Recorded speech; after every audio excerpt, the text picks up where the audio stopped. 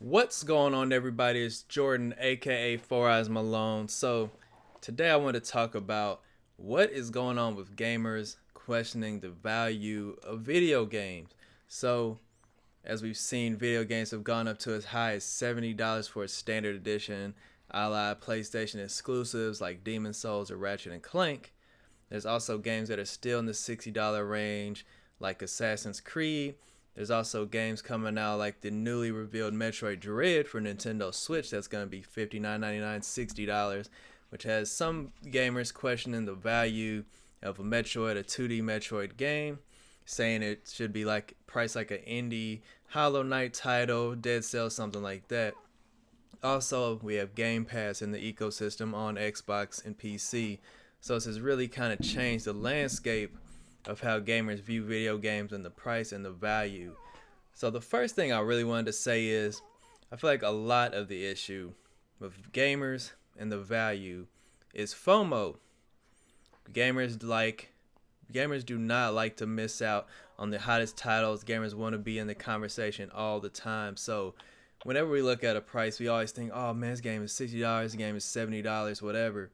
Personally, for me, I'm not. I don't want to think or say that I'm some kind of apologist for billionaire companies. But at the end of the day, they're gonna price games the way they price them. And if there's anything we know over the last years, is games go on sale fairly quickly, except Mario games, Nintendo games like that. Those generally do not go on a sale as much, and if they do, it's probably like $20 cheaper. So when I look at video games right now, my thing is we can't equate length to video games. First of all, I don't think in movies we never equate an hour and a half movie the same or differently, I should say, than a 3 hour movie that you spend $15 on at the box office. Why in video games do we equate length to the video game? We equate the graphics to the game. We equate the style of the game it is. Is it an RPG? Is it a single player 10-hour adventure or is it a roguelite? Is it a shooter? The difference in that, even sports games, the value is what it is to a person. We can't put a hard value on these games. Now, for me personally, something like a Hollow Knight, which is a $15 game, you can get it for half off a lot of the time. I got 30 plus hours out of that game. You can get more out of that game. There's games I've spent $60 on PlayStation, on Xbox, that I play for 10 hours or less, for one reason or the other. So what really happens is it just matters on you taking a chance. Now, taking a chance is where Game Pass comes in. You get that for as little as $1 a month, $15 maximum a month. Game Pass Ultimate. So when you get Game Pass Ultimate, you get first party Xbox titles, you get Bethesda titles. They're putting a lot of third party support on Game Pass. Now, when people are kind of skewing I don't want to say skewing the narrative, but we're skewing the value again because of Game Pass. When you think about, you can spend $15 a month, you can have Halo, you can have Forza, you can have Gears of War, you can get titles like Hades that are going to be on there. There's EA Play with Game Pass, you get Battlefields and you get Maddens. So a lot of gamers now are looking at things where if I can just spend $15 a month and I can get these games for as long as they're on this service, why would I ever pay $60, $70 for a game again? And which is fair. There's the conversation about ownership. There's a conversation about keeping game values up.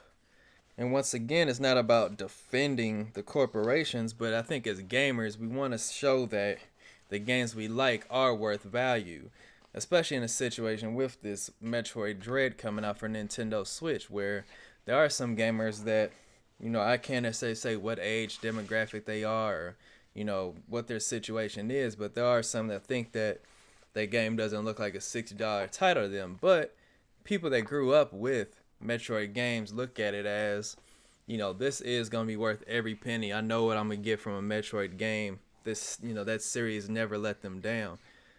Me personally, I'm a fan of Metroid. I'm not the biggest fan. I'm typically used to spending, for the handheld titles that are roughly around $40. That's something that people have to think about. But we're looking at, better hardware with the Switch than we were on the DS, the 3DS, better graphics. Hopefully, there's looking like there's going to be a lot more to do in this Metroid game, a new vision. But once again, it's up to what you think. It's up to what you think as a gamer, of a fan of a game, what that game is worth. I just got Ratchet and Clank. I've played about 4 to 5 hours of it. I love it. It's $70. A friend of mine said, "Oh my God, $70 for Ratchet and Clank. That seems like a lot." But to me, I don't know. I guess I just didn't question it. The trailers looked really good. I wanted to play it. I've been playing it. I think it's a A+ game so far. It's a video game. It's something that I feel like Sony needed. Is a platformer that's just fun. It's not too serious like a Last of Us or even like an Uncharted title. And I just want to see more video games like that thrive. So maybe I am a part of the problem in, giving Sony $70 for a game brand new that, it might go on sale, soon. I don't know, but I took a chance on it. I wanted to play it, and that's what it was. Is it FOMO? A little bit. I wanted to, I'm going to do a review on it, things like that. Also, you think about where we're at with the free to play titles like a Fortnite, like a Warzone, and how much kids of the younger generation are a part of that. I'm a part of that. I play free to play games, and there's the games like Battlefield 2042 that's coming out, which is a multiplayer only game that people are saying, well, why wouldn't they just do that as free to play? Why would I want to spend $60 or $70 depending on the console for a multiplayer only game?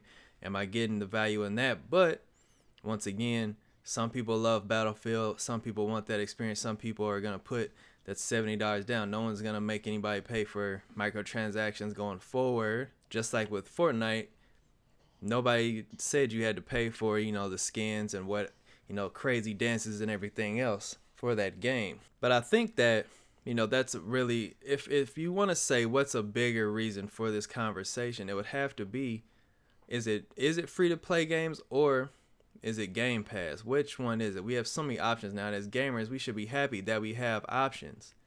No one's making us do anything. And something that I feel like is always said but doesn't resonate or doesn't go through is, speaking with your wallet when it comes to being a gamer. A lot of times people are like, oh, well, I'm not going to buy this game. It happened with Pokemon Sword and Shield. People complained that the National Dex wasn't in the game.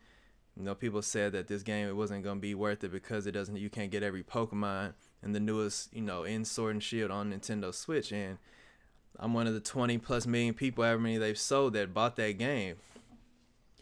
And I felt like the game was worth enough for the, what I paid for. It was a $60 title. And that's another thing too. Pokemon, we were used to those games being $30 to $40 as a $60 title. I felt like I've loved Pokemon since the 90s, and I got my money's worth. Wasn't necessarily my favorite game out of this series, but I knew what I was in for with the Pokemon title. I spent the money, and then, I got what I got as much as I think, that game could have gave me. And it could have been a case where that game could have been, horrible. That $60 could have went to waste. But, at the end of the day, once again, it's a chance you take on that stuff, on games like that. Now, a game like, I talked about Hollow Knight, $15 I spent. I didn't know if I was going to like that game or not. I just saw people said it was good, and I loved it. It's one of my, probably one of my top 10 games of all time. Hades, I spent $20 on that game. I love that game as well. It's up there for me as well as the game of the year of last year, of 2020. And people, sometimes it's about taking chances with a game like that. People with, games, I think that it's easy, and especially easier now with word of mouth is, internet bound these days on the, it can go in so many different directions, YouTube, influencing, whatever. So I feel like there's no reason to even be upset about price anymore. I understand that, no one wants to pay upwards to $100 for a game all the time unless, you just don't care. But either you're going to stick to your guns and you're not going to pay that amount, or you're gonna pay it. I don't understand why there has to be so much complaining. Now, the internet is filled with trolls. It's filled with people that, talk about things that they don't even really care about. They just want to have, rile a group of people up. Because that's what happened after E3. E3, it wasn't the best E3. We're still running. COVID is still going around. There's still so much going on. And I think E3 also showed that, once again, we have to just wait and see because, they show games in one way and things change. Like Babylon's Fall, they showed years ago and it looked one way. Now it looks a totally different way. They restarted that whole title, and is that game going to be worth it? It's a live service game.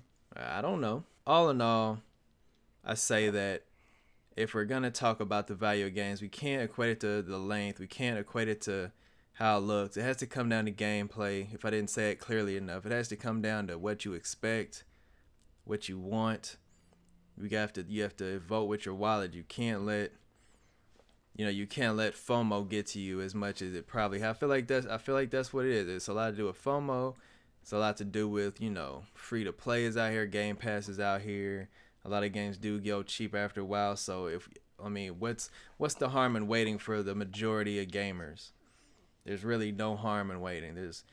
Especially in this day and age where there's so many games that come out too early, but now there's a lot of games getting delayed. We're hoping that means that, the crunch is gonna slow down. They're hoping that things like, things aren't gonna end up like Cyberpunk. Things are gonna come out with bugs. We're not gonna have Fallout situations. So I really want to know what you think in the comments. What does value of the game really mean to you? Personally, to me, I think that we just have to vote with our wallets. If you want it, then you go get it. If you don't, then you don't.